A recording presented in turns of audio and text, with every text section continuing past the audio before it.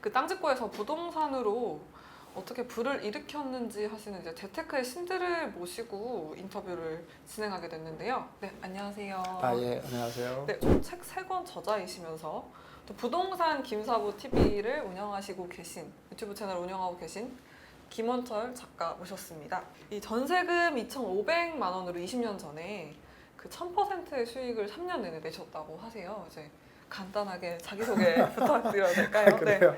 예. 근데 뭐 재테크 신으로 모신 거예요, 아, 저는? 예, 그럼요. 예, 예. 저는 재테크 신이라기보다는 예. 재테크를 잘하도록 도와주는 신이라고 해주면 더 좋을 것 같아요. 아, 더 예. 대단하신 예, 분이시네요. 네. 그러고 뭐 제 간단하게 제 소개한다면은 저는 이제 부동산 투자의 정석 저자고요. 예, 2004년부터 지금까지 쭉 부동산 강의와 컨설팅을 해온 부동산 김사부라는 닉네임을 쓰고 있는 김원철입니다. 반갑습니다. 부동산을 맨 처음 시작하시게 된 게 20년 전이라고 하셨는데 당시에 자본금 얼마로 시작을 하시게 되신 거예요? 자본금은 뭐 좀 부끄럽지만 책에 나와 있는 대로 뭐 정말 뭐 지금도 큰 돈이 아닌 뭐 그 당시에도 큰 돈이 2,500만 원 가지고 시작을 했고요. 그런데 이제 뭐 투자를 처음 한 거는 그보다는 조금 많은 돈으로 했어요. 한 3천만 원 정도 가지고 투자했던 것 같아요. 그런데 보통 대부분의 사람들이 그러니까 이제 돈이 생기면 그 당시에도 2,500만 원이라는 전세금은 그냥 조그만 다세대 정도의 원룸? 투룸? 요정 우리가 투룸 살았거든요. 그런데 살 수 있는 정도밖에 안 됐어요. 근데 돈이 생겼으면 사람들이 어떻게 했겠어요? 당연히 집을 조금 나은 전세를 얻어야 되겠다라고 생각을 했을 거잖아요. 근데 이제 저희는 돈을 딱 모았을 때 한 3천만 원 정도 모았을 때 바로 투자부터 해야 된다라고 생각을 하고 투자를 시작했죠. 이게 언제쯤이셨어요? 그게 이제 첫 번째 제 투자는 1997년도였습니다. 지금 이제 24년 전이라고 그렇죠. 하자마자 IMF가 터졌어요. 지금 바로 다음 질문이 뭐였냐면은 다음이 그러면 이제 그때가 투자하기 적절한 시기라고 생각하셔서 투자를 하신 건지라고 여쭤보려고 한 건데 IMF라고 하셔가지고 그러면은 망했죠. 처음에는 망했다고 생각을 했죠. 망했구나. 이제 큰일 났다 나는. 이렇게 생각을 했죠. 남들처럼 차라리 집이나 좋은 데 갈 걸 괜히 집도 안 하고 뭐 이제 투자한답시고 했다가 이게 이 꼴이 뭐냐 이렇게 잠깐 생각을 했었죠. 이게 당시에 그 3천만 원으로 매입하셨다고 하셨는데 그럼 매매가는 얼마였고 전세가는 얼마인지 기억나세요? 그때 아마 기억에 1억 2천 매매가였고 전세가 9천만 원이었던 것 같아요. 지금 평가하시면 어떻게 생각하세요? 그때 적절한 투자였다고 적절한 투자를 했죠. 한 거죠, 사실은. 그러면은 이제 김사부님이 보시기에 적절한 부동산 매수 타이밍이라는 게 있다고 보시는지 또 이제 그럼 언제라고 보시나요? 근데 이제 그게 되게 중요한 질문일 것 같아요. 요즘 이제 특히 젊은 세대에서는 또 특히 뭐 이제 부동산 아직 못 샀다든지 이런 사람들은 최적의 타이밍, 뭐 최적의 매수 타이밍, 매도 타이밍 이렇게 기다리고 있는 것 같은데요. 저는 그 질문 자체를 잘못됐다고 생각하거든요. 그게 이제 왜 그러냐면은 부동산은 기본적으로 하방이 굉장히 강해요. 일단 기본적으로. 왜냐하면 실물이잖아요. 그리고 또 사용할 수 있는 거잖아요. 그러다 보니까 많이 떨어지질 않아요. 기본적으로. 그렇기 때문에 게다가 한번 올라간 것들은 언제까지 또 이제 올라갈지도 모르는 그런 부분도 있거든요. 그러니까 쉬운 예를 하나 들어서 얘기를 해주자면 5억이었던 아파트가 이제 10억이 됐어요. 그리고 근데 10억이 됐으면 10억에서 이제 이거 최적의 타이밍 기다리겠다 이렇게 되는 사람 입장에서는 5억으로 떨어지거나 아니면 최소한 7, 8억 정도 떨어지길 기다릴 거 아니에요. 6, 7억 뭐 이 정도 떨어질 걸 기다리잖아요. 근데 이 10억이라는 게 15억이 됐다가 다시 13억이 됐다고 한번 생각해 보세요. 그럼 10억 있는 사람들은 최적의 타이밍이 언제였겠어요? 10억일 때 사는 게 최적의 타이밍인 거죠. 근데 그걸 마치 주식처럼 이렇게 100% 올라간 거는 뭐 50% 다시 떨어질 수도 있다. 100% 떨어질 수도 있다. 이렇게 생각하는 거는 큰 착각이라는 거예요. 적절한 시기는 아니셨지만 어쨌든 그러면 이 최소의 그 투자금을 가지고 그 자산이 이제 기하급수적으로 늘어나는 시기가 있었을 거 아니에요. 그래서 혹시 그 시점은 대략 언제였고 또 이제 그때의 혹시 네. 주택이 여러 채였는지 아니면은 뭐 한 채였는지. 돈을 버는 거는 내가 버는 게 아니라 시장이 벌어주는 거다. 이런 네. 얘기를 제가 많이 하거든요. 네네. 근데 진짜 맞아요. 그러니까는 결국은 나는 그냥 깔아놓기만 하는 거고요. 네. 결국 돈은 누가 벌어주냐면 시장이 벌어주는 거거든요. 그러니까 시장이 강세장으로 돌아설 때 돈을 버는 거예요. 그런데 미리 깔아놓은 사람은 강세장의 혜택을 다 받을 거 아니에요. 그렇죠? 그런데 강세장에 진입하면서부터 한 사람은 당연히 늦게 돈을 벌 거 아니에요. 그 차이예요. 그렇기 때문에 언제 강세장으로 돌아질지를 모르기 때문에 약세장일 때라도 좋은 부동산은 깔아놓는 게 맞는 거고, 예. 또 반대로 아까 최적의 타이밍 얘기한 거 물어보신 것처럼 이미 가격이 올라갔다고 하더라도 좋은 부동산은 결국 이 가격에 다시 떨어져 오기가 어려울 수 있다는 가능성이 더 높아요. 그렇기 때문에 그냥 사는 것이 더 이득이에요. 그러니까 최적의 타이밍은 아닐지 몰라도 본인에게 있어서는 최적이라는 거예요. 본인에게 있어서. 예. 그러면은 이제 그 강세장 들어가기 직전에 준비를 하시고 여러 채를 이제 어떻게 갖게 아니요, 솔직히 말하면 여러 채를 가지고 있을 수가 없었죠. 왜냐하면 아. 돈이 없으니까요. 아니 어떻게 돈이 갑자기 막 그렇게 생겨요? 그러면 생기지 않죠. 그러니까 강세장 들어가기 전에는요, 저의 경우는 예. 그거 한 채밖에 없었어요. 아, 한 채밖에 없었고 예.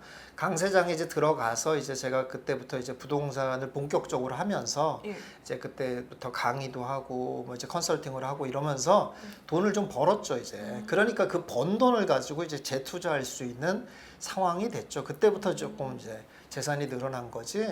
다음 질문이 이제 언제 사야 되는지는 예. 알겠습니다. 그럼 예. 어디에 있는 무엇을 사야 되는가가 이제 큰 예. 문제인데. 일단 뭐 이제 2001년도 당시에는 조금 이제 의미 있었던 투자를 조금 얘기하자면은 예.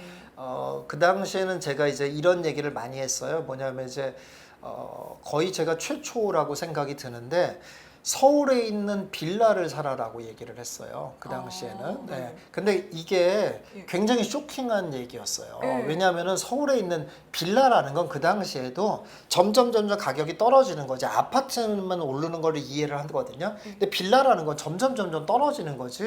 어떻게 빌라를 사가지고 투자성이 있을까라고 다들 생각하던 시절이었거든요. 예. 그래서 빌라는 매매가와 전세가의 차이가 한 1,000만 원 정도밖에 안 됐어요. 예. 뭐 예를 들어 1억 2천, 뭐 전세가 1억 2천이면 매매가 1억 3천, 뭐 이랬어요. 예. 근데 이제 제가 그거에 왜 포인트를 잡고 투자를 하라고 얘기를 했었냐면은 서울은 결국 땅이 없다. 땅이 없기 때문에 결국은 다 재개발할 수밖에 없다. 재개발하려면 어딜 재개발해야 되냐? 빌라 있는 데를 재개발할 수밖에 없다. 그렇다면은 빌라 가격은 빌라로 봐지는 게 아니라 땅값으로 보게 된다. 그렇기 때문에 이 땅을 빌라를 사는 게 아니라 서울에 있는 핵심 땅을 사는 거다 이거는. 그런데 그 땅을 사는데 들어가는 돈이 달랑 1,000만 원밖에 안 들어가는 거다. 그러니까 이걸 사라 이렇게 제가 많이 얘기를 했어요. 그래서 그 얘기를 듣고 투자하신 분들은 매우 많은 수익이 냈죠. 그거야말로 거의 10배씩 수익이 났어요. 예. 이게 물론 저도 그 당시에 이제 저도 많이 투자를 했고. 아. 예, 그렇죠. 저의 그 예언 같은 저의 그 얘기는 예. 10년 있다 지금 이루어진 거예요, 지금. 그렇잖아요. 예. 예, 지금 서울 전체가 다 재개발하잖아요. 네네. 안 재개발하는 데가 거의 예. 없잖아요. 두 번째 제가 권하고 싶은 거는 그냥 좋은 거는 딱 그냥 아파트만 하라고 얘기하고 싶어요. 예. 아파트만 하시면 되고요. 그리고 또 지역도 얘기하자면은 그러니까 아파트도 조금 더 축소해서 얘기하자면은 준신축 정도까지가 좋고요. 그러니까 러프하게만 얘기하면, 그러니까 너무 구축은 안 하시는 게 좋겠다라는 거고 준신축 정도가 좋다라고 말씀드릴 수 있을 것 같고, 지역도 서울 수도권이나 이런 데에 핵심적인 데들 있잖아요. 그러니까 서울 수도권은 사실 핵심적인 데라고 보다 이렇게 쉽게 이렇게 보시면 돼요. 아파트 볼 때 뭘 제일 먼저 봐야 됩니까? 하면 여러 가지가 있잖아요. 교통, 뭐 학군, 뭐 이런 거 많잖아요. 근데 사실 제일 중요한 건요. 갈수록 뭐가 제일 중요해지냐면 세대수예요.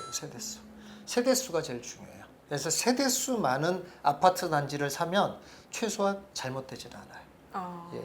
그래서 볼 거 아무것도 없고 헷갈린다. 나는 그렇다고 그러면 세대수 많은 아파트만 사시면 절대 실패하지 않아요. 평형이 굉장히 더 다분화될 거예요.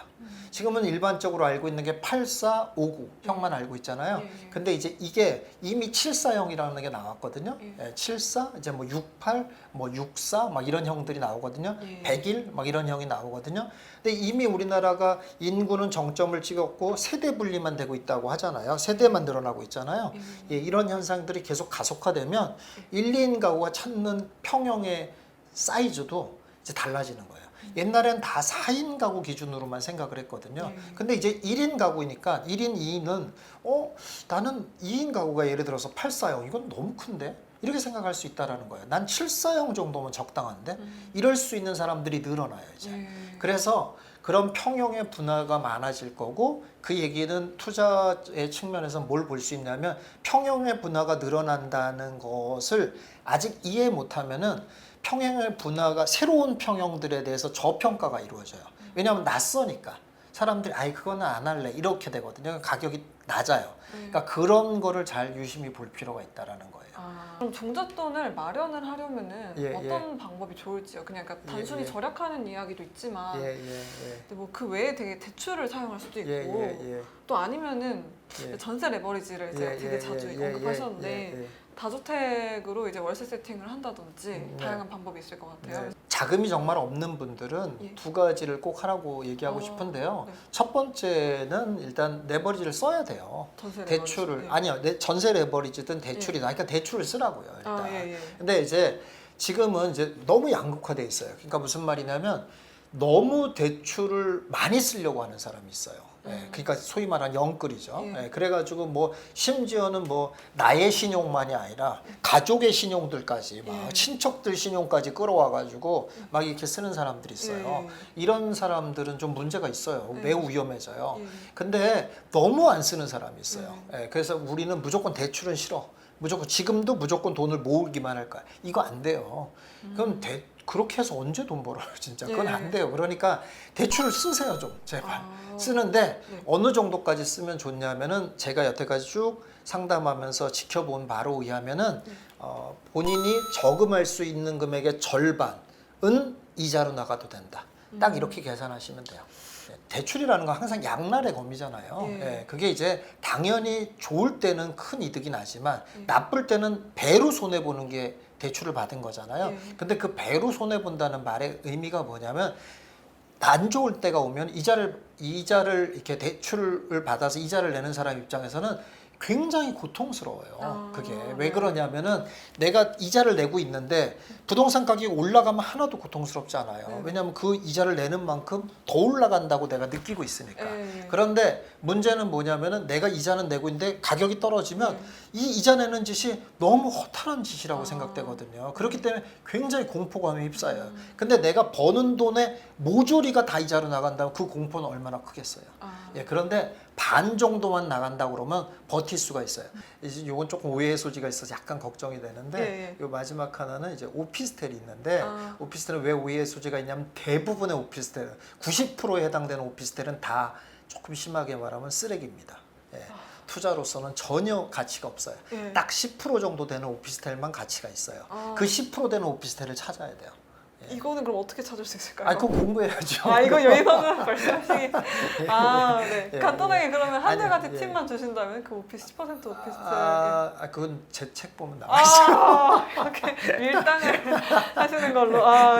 그거 간단해요. 그 책만 보면 제목에만 봐도 나와 있어요. 알겠습니다. 그건 좀 보세요. 네, 그럼 요 책으로 알아보는 걸로. 그럼 마지막으로 이제 이 구독자분들한테 이제 막 재테크를 시작을 하시려고 하시는 분들을 포함해서 또 이제 포괄적으로 해주고 싶은 말씀이 있으실까요? 마지막으로. 지방에 구축 아파트들 사시는 분들이 있거든요. 그게 이제 규제도 적고 또 투자 금액도 적고 막 이러니까 지방에 구축 아파트 막 사시는데 저는 그게 아까 잠깐 얘기한 2007년도에 서울 수도권에 막 빌라 사들이는 거랑 거의 비슷한 수준이라고 보거든요. 지금 당장은 올라가도 약세장이 오면 매우 큰 위기에 빠집니다. 그러니까 지방에 있는 구축 아파트 이런 거 사는 거는 조금 자제하시는 게 좋겠다. 리스크가 굉장히 큽니다. 그리고 조금 이제 제 입장에서 할 말이 아닐 수도 있는데요. 정말로 투자를 하는 사람한테 꼭 해드리고 싶은 말이 있는데 주식 투자하지 마세요. 꼭 해드리고 싶어요, 진짜로. 왜냐면 요새 젊은 분들이 이제 부동산은 난 틀렸어, 뭐 이러니까 주식하자, 뭐 이렇게 해서 주식 많이 하거든요. 코인하고 뭐 이렇게 하잖아요. 제가 아까 말씀드린 확률을 봐야 된다니까요, 확률을. 그러니까 주식에서 성공하는 사람 있어요, 없다고 얘기하지 않아, 있어요. 근데 몇 프로나 되냐고요, 그게. 서울대 갈 확률보다도 낮다니까요. 예. 그런데 아니 내가 여태까지 아니 학교 다니면서 열심히 공부해서 전교 1등도 안 해본 사람들이 그 확률 낮잖아요. 그 확률보다도 더 낮아요, 주식으로 성공할 확률은. 그런데 나는 성공할 수 있을 거다 생각하는 거 큰 우산이에요. 그럼 뭐를 의미하냐면 메커니즘 자체가 안 된다는 거예요. 일반인들은 돈 벌 수 없는 메커니즘을 갖고 있다는 거예요. 그러니까 제발 주식하지 마세요. 아, 네, 오늘 네, 김원철 작가 모시고 오늘 진행을 했는데요. 저도 이제 인터뷰를 하면서 갖고 있던 배터리줄을 얼른 매도하고 얼른 이제 공부를 하러 일주일간 하나를 깊숙이 파고드는 공부를 하는 방법으로 나아가야 하지 않을까 하는 이제 저희 재테크 이론을 바꾸려고 합니다. 오늘 네, 좋은 말씀 해주셔서 감사합니다. 예, 네. 감사합니다.